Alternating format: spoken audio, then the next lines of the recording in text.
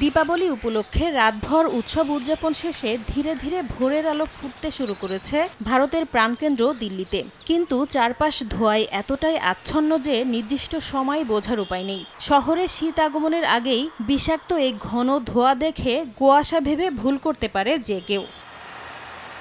দীপাবলি উৎসবের পর ভারতের বাতাসের আরও অবনতি ঘটেছে। প্রতিবারের মতো এবারও ধূসর আকাশ উৎসবের আমেজ মলিন করে দিয়েছে। আতশবাজি ও পটকা ফোটানোর কারণে বিষাক্ত ধোঁয়ায় ছেয়ে গেছে ইন্ডিয়া গেট সহ বহু ঐতিহাসিক স্থাপনা। স্থানীয় সময় মঙ্গলবার দিল্লির বেশ কয়েকটি এলাকায় ৩৫০ বায়ুর গুণমান রেকর্ড করা হয়, যা অত্যন্ত বিপজ্জনক।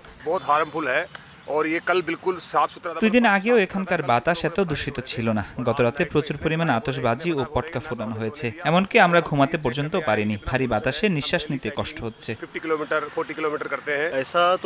আমি আগে কখনো এমন দূষণের চিত্র দেখিনি। দূষিত বাতাসের কারণে দূরের কোনো কিছুই দেখতে পাচ্ছি না।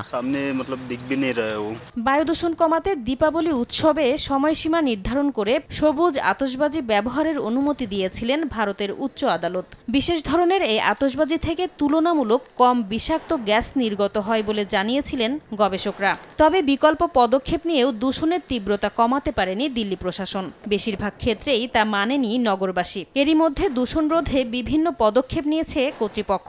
নির্মাণ কাজ ও ডিজেল চালিত জেনারেটর বন্ধে নিরুৎসাহিতের পাশাপাশি দূষণ বাড়াতে পারে এমন সব কাজ সীমিত রাখার নির্দেশ দেওয়া হয়েছে। ভারতের দূষণের প্রভাব পড়েছে প্রতিবেশী দেশ পাকিস্তানেও। লাহোরে তীব্র আকার ধারণ করেছে বায়ু দূষণ। দীপাবলির আতশবাজির ক্ষুদ্র কণা বাতাসের সঙ্গে সীমান্ত পেরিয়ে প্রবেশ করেছে পাকিস্তানের পাঞ্জাবেও। স্থানীয় সময় সোমবার লাহোরে বাতাসের মান ছিল ১৮২, যা অত্যন্ত অস্বাস্থ্যকর।